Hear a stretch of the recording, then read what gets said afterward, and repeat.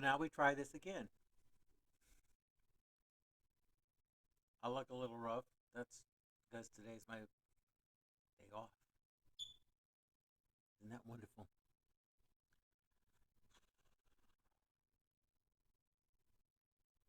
So I'm calling this Why.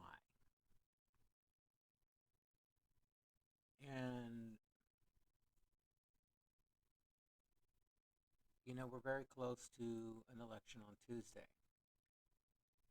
I would say a very important election, much more than the presidential election. Although that was pretty important too, and didn't go as well as everyone thought it would.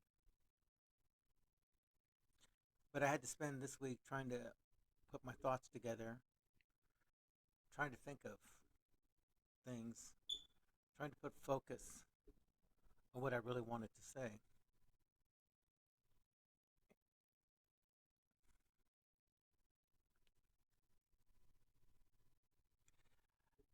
A YouTube vlogger that I'm following, Adam B, and you need to check him out.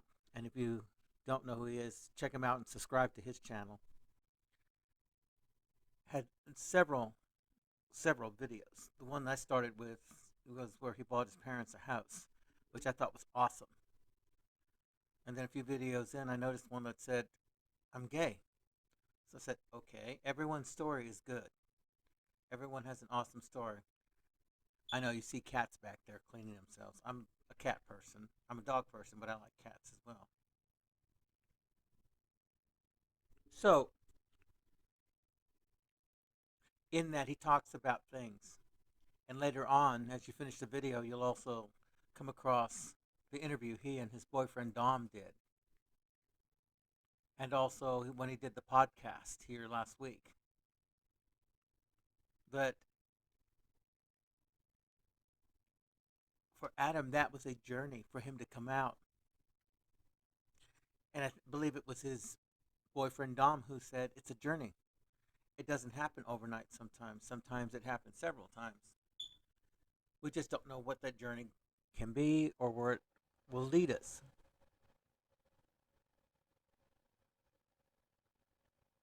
And so I call this Why, because I thought about that. I also thought about something else Adam said. Love should mean never having to live in fear. My own journey is interesting. I really never fully acknowledged me as gay until about 12 years ago.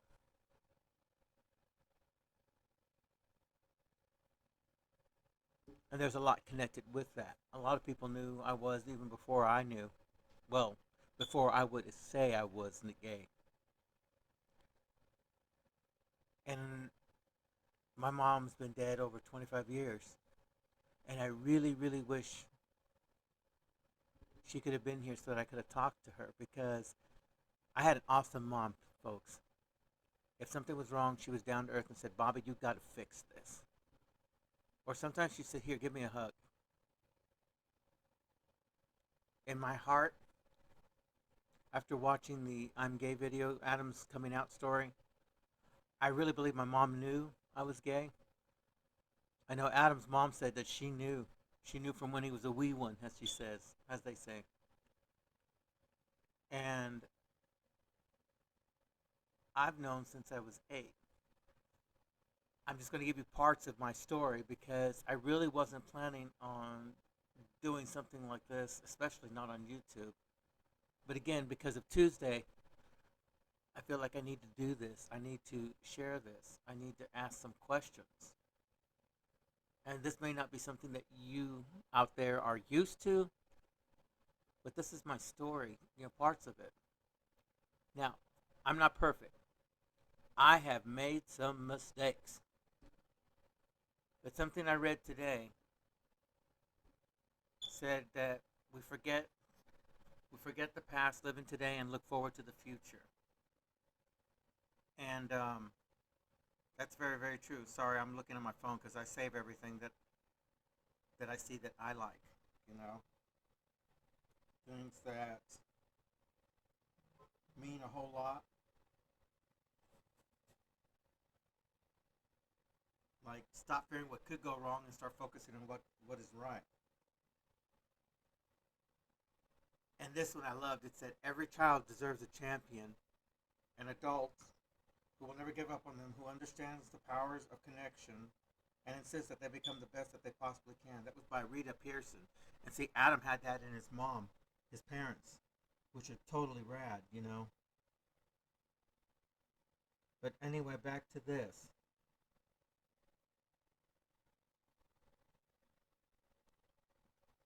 So I've known since I was 8 that I like guys. I didn't know why. I didn't understand the why. I just felt a sense of fear in sharing that with anyone. And at school, during the time that I grew up, it was pretty cut and dry who a guy was and who a girl was. You didn't deviate out of that. I just knew that I didn't like that box. I never have. I've been a musician since I was 5. I've been playing the piano that long. My music has brought me to 28 different countries. And I love that about it. I also love books. I like to read. Because I'm a musician, I've got a big imagination. And when I read, I'm actually in the places I read about. When I read about Petra and the desert, I was there looking at that. When I read about Egypt and the mummies and those pyramids, I was there. That's why I like the Harry Potter series and Chris Colfer's series, The Tale of Magic. I'm actually physically there. It's like I spend all day reading a book and I'm not even here. It's like I've time traveled. So that's how I'm different. I'm also different in that I really, really love my mom. And through this, you know, you're going to see that because it's hard for me to talk about her sometimes because she's not here. Well, she's not here physically, but she's here in here. And there's a book that I'm writing with the letters that she wrote me, and that should be coming out probably within the next few months. I just want to share those because it's important that you know that moms really do care, and they see and know everything before you even know it. It's like there's some sort of Alibaba mind readers. So back to my story. In elementary school, if I saw someone being picked on or anything, I would intervene or I would become friends with them. I loved playing with kids that weren't even my age, and everyone said that was weird. When I was in school, I would hide wherever I could just to stay away from the kids because kids are cruel. You see, I was a big guy. I was fat, fat enough that, like one kid said, I could have been a hot air balloon, and that really bothered me a lot. I also, like I said, was different in that I loved music, playing it, and I liked reading. So that didn't help in elementary school, and high school was even worse. Somehow I landed in a choir because the teacher heard me sing back some notes in a music class that I took in high school.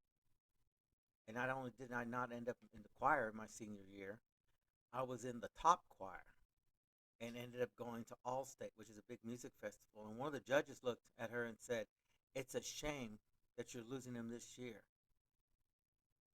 Guys, I'm not, my mom believed in me, but I have trouble believing in me. And I'm still learning that. And some of you are going to learn that too. High school was just crazy because by that point I knew what this attraction was. I just didn't know what to do with it. And after high school, I went into the military, and actually, one of the guys at my training base asked me, "Are you gay?" I knew he was, but he asked me, and I couldn't answer. I just said, "I don't know." I was terrified. You see, because I also worked with the chapel, and later when I was stationed overseas, became involved with a Christian group. And when they came to ask me if I had accepted Jesus, he just went, "No, I know you already know him." So I thought, okay, this is going to be fun. So I had to be someone for many, just several many years that I wasn't. I played one of the best Oscar-winning roles you could ever play. Even now, people, gay people particularly, are like, "Oh, I thought he was straight." I don't know how to not play that role. Also, working with churches, I learned that I couldn't really be me. I couldn't be the person that gave things because everyone kept thinking there was an ulterior motive for it. I couldn't be the one to give you a hug if you had a problem because Christians don't hug. However, towards my journey of leaving for the mission trip, there were a couple of people that figured me out and knew who I was. But they never pushed me. They were there to guide me. And I never realized that until the other day I was thinking about it. I left the missions field because the group I was with found out I was gay. And they made it their mission to destroy everything connected to the churches with me.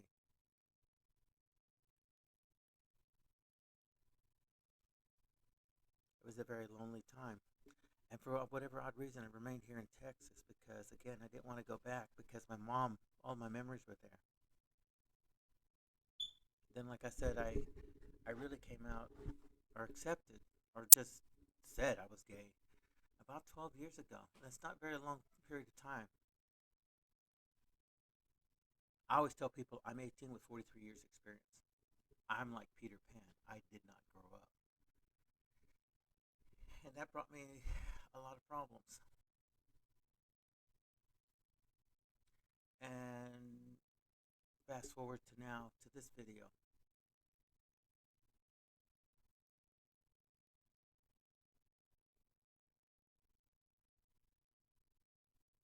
As you know, in this state particularly, but across the U.S., there are a group of politicians who have made it their mission to target the LGBTQ community. It seems like every day you're reading how things are being restricted, how there are laws to try to make you not who you are. Texas started with the trans laws, and where parents can go to jail because they're allowing their under 18 child to be a trans person, someone that they are who they really are. Um, you can go to jail now for that and have your children taken away if you have a child who's trans. And that's bad because if that trans child's parents are their belief system, the ones that believe in them, you're basically killing them. Florida enacted laws then based on this and went one step further to out students in schools and state threatened schools with funding if they didn't enact these laws. Then they started yapping about other things, and now, as of today, the medical board in Florida is denying any type of trans care for trans students who are under 18. And those who are in the trans community know it's important that if your parents, provide for you, that you need pre-care to successfully trans, or it becomes a monumental problem. That flying thing was a cat, and that's his tail. Arkansas, Kentucky, Virginia, Alabama,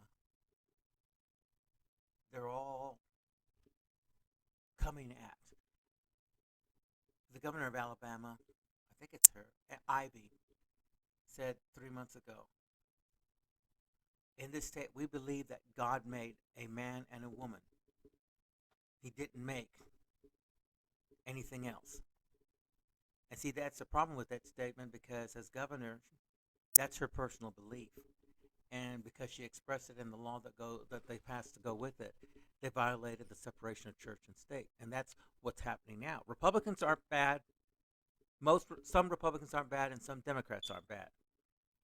Republicans have a problem in that the Tea Party movement invaded them, and I came across them several years ago and knew that they were going to be a problem. So I know that's rambling. That's all background. Sorry, that's the teacher in me. Bore, bore, bore. Talk, talk, talk. Make jokes. So here I am. And again, back to what I started with. Why? Why? I just sent an email. Oh, shit.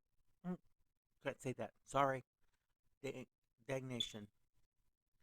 I sent an email to the podcast lady, is what I call her, that Adam was being interviewed by. And I stressed that, our journey for coming out is a journey.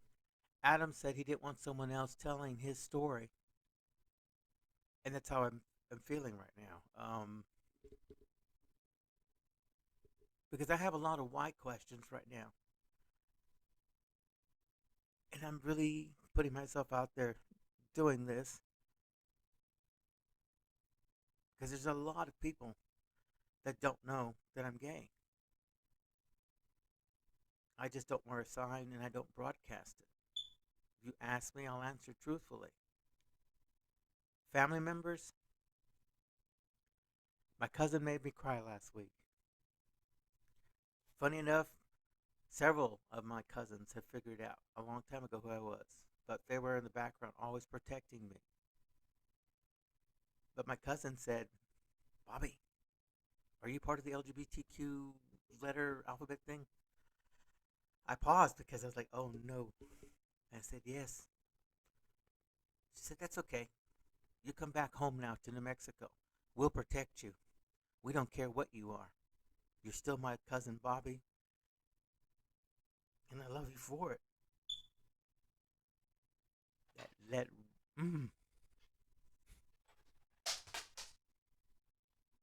that really struck home to me. So now here I am making this video. One of the things that I'm known for is for challenges. And I suppose this is my challenge to you, is to think about what I have to say here. My first question, and I'm directing it at those that are running. The Republicans in particular. Why am I forced to tell my story before I'm ready? Why is there such a fear that when you take office,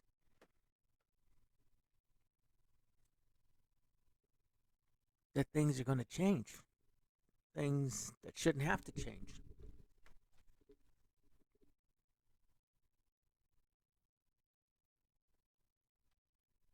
My other question is, why can't I live my life, the life that God gave me? There's a beautiful church on the YouTube that I found called Life Journey. And those of you who probably come across this, hopefully, look them up. They have a lot of positive things to say regarding LGBTQ. And one sermon just before Easter said,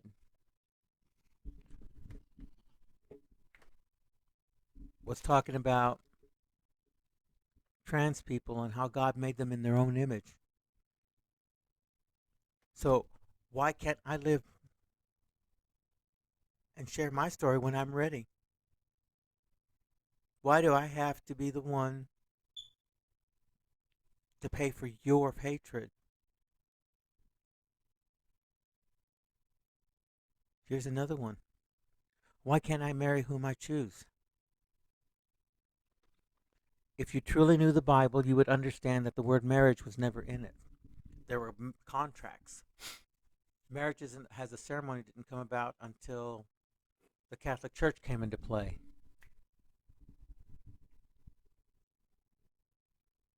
But why do you have to dictate who you marry?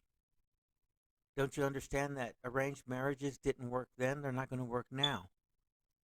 Just because you believe something doesn't make it a truth. That's your belief.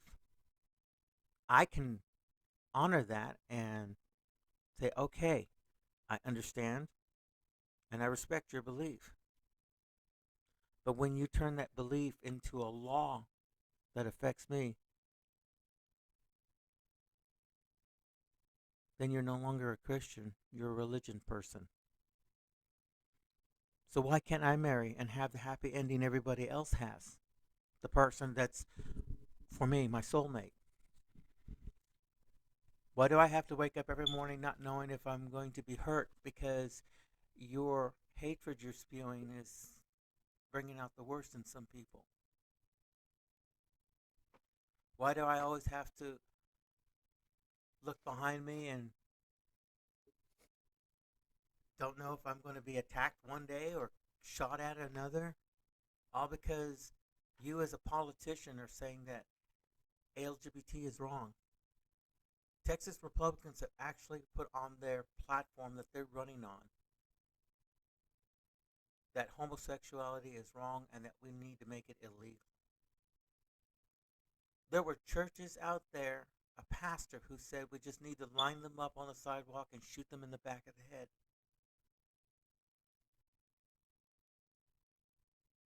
Think about that for a minute.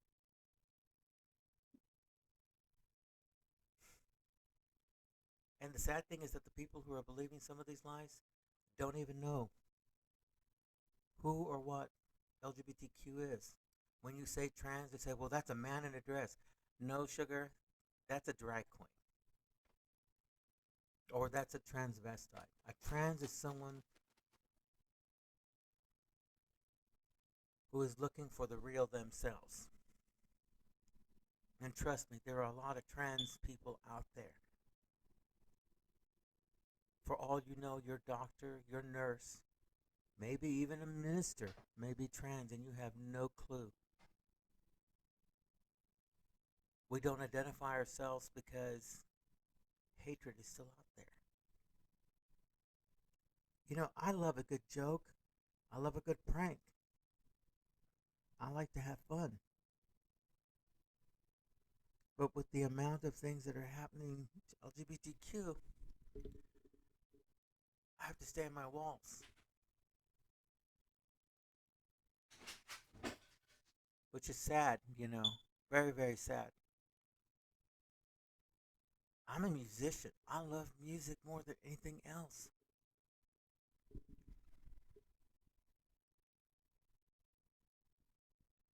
But I can't even pursue the things that I like because according to the way you believe, I'm going to hell and burn in eternity fires. You don't know that. Only God knows that.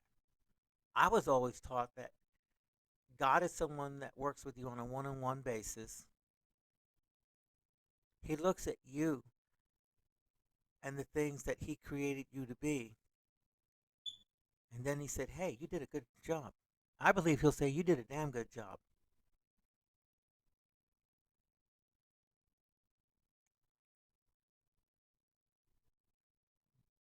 But why do I have to keep looking at my back?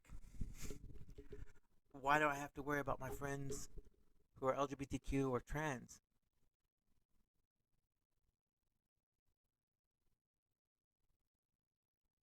I'm writing a book. The first one is called Atomisms, a 12-week challenge to make an impact in this world. Those chapters are written off things that Adam said, Adam B., Adam Beals, out of Derry, Ireland, the YouTuber I talked about. An amazing young person who's done an amazing job at reaching so many people, over 3 million people. He had a lot of courage at 22 to make that video and come out. So now here I am having to make this formal announcement. You know, I'm a person too. I have a lot of hopes and I have a lot of dreams. I have a lot of things that I want to do. I want to marry the person that's right for me. I don't want to have to marry because that's what's expected of me. I don't want to have to dress because you're a guy and you have to dress like this. Why? I don't want to have to drive this car because that's what you're supposed to drive. I don't want to deny a very important part of me. Because, guys, denying that part affected my music. And, yeah.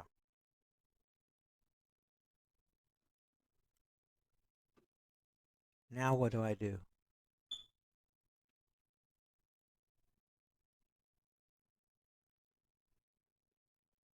People often say I live in a fantasy world, and that may or may not be true. But to a Republican out there, why am I the target of your hatred? Why am I forced to be on the defensive all the time? Why are my friends getting hurt because of your lies and your hatred?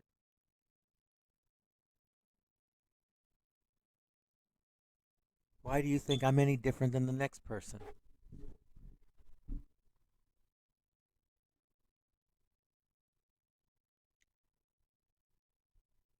My sister wrote a song when she was 10 years old. My sister writes a lot of music. We get together and we play a lot. The four of us, her husband and her, my brother and I. But in that song, she said, I like myself. I like the way I'm different from you. I've seen things and done things you haven't done, and there's no one in this world just like me. Can't you see, everyone? God loves you as you are. There's no changing the fact that you are you.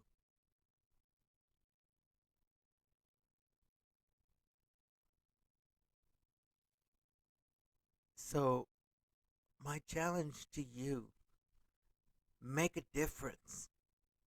If you're listening to this, make a difference for the positive. The Constitution doesn't give rights just to one set of people. Politicians were elected by their districts to represent everybody in that district, not just an elite group of rich people. That's what politicians have forgotten. Because in their districts are many flavors of a beautiful rainbow: LGBTQ, Hispanics, blacks, Asians. It's a wonderful multicolored universe of people. But sadly, these politicians have forgotten that. They're not interested in that. And here I am. I want to go to a place where I can be me. I want to be able to find people I can perform with, people I can just have a jam session with and not worry about, are they going to get offended if they find out I'm gay? I traveled 28 countries, guys. I was in South Africa before apartheid fell. Those people were wonderful. I was with the Zulus, the Sikhs, the Muslims. We had a grand time.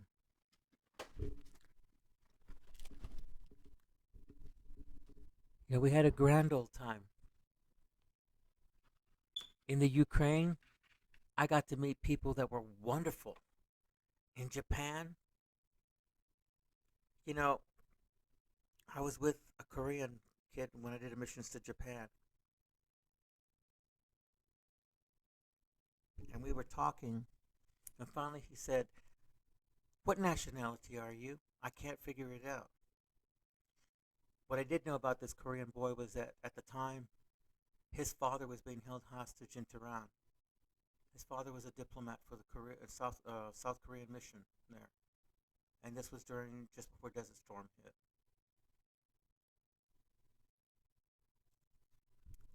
And I said, "Why do you ask that question?" I said, "I'm American." And he said, "No, you're not. What country are you from? You're just messing with me." I told him, "I'm from America. Why don't you believe that?" He said, "Because you don't act like an American."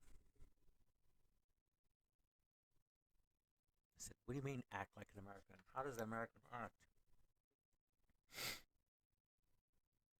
He said, "Well, all the Americans that I've ever encountered were always asked me about my money, about being a diplomat's son, about my wealth, but they never asked me about me or what I believed in. And you're my friend, and all you've ever shown me is kindness and love. We've had fun together. We played some games together. We even looked around Tokyo together. You're not a normal American." And so, guys, this is my next part. I have to love myself. But on Tuesday, we have to stop the hate. All these politicians have an agenda. From what all I can see is that the Republican agenda is to promote more hate, to promote more suspicion and bitterness. We have to stop that. Even if you're not LGBTQ and you're listening to this, be a part of the change.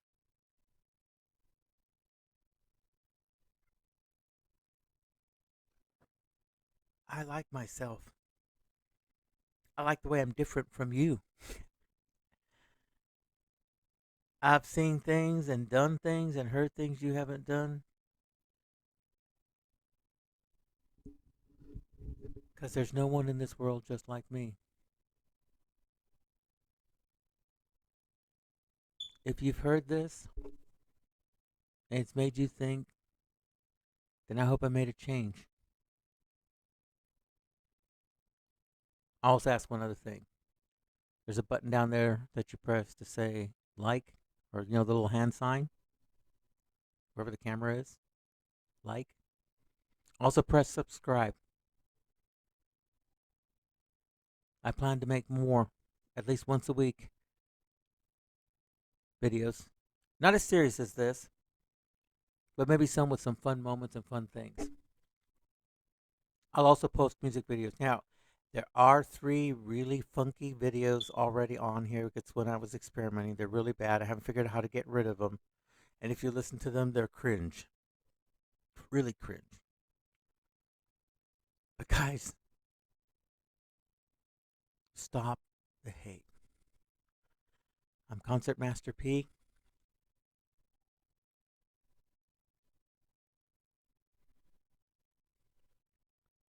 Show love.